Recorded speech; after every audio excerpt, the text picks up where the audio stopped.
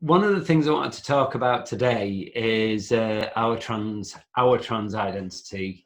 I say that one of the saddest things I ever hear is a young person saying to me they don't want to be trans, they just want to be cis. And I get it, I really understand that.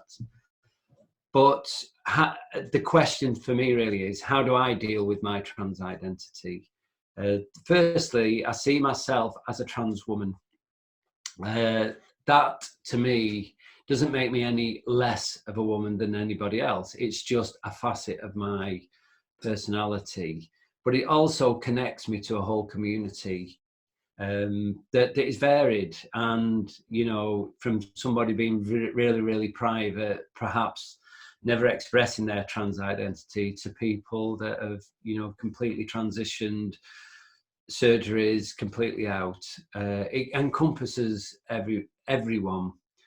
And I've spent a lot of time reconciling this with myself, because I know where I sit on this scale.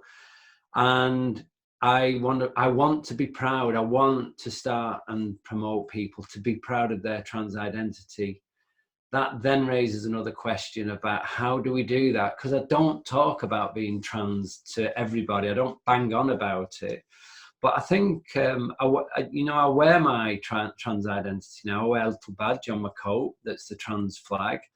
And I'm open to discussion. I will always reference diversity. I will always be open to the discussions and welcome people coming talking to me about it.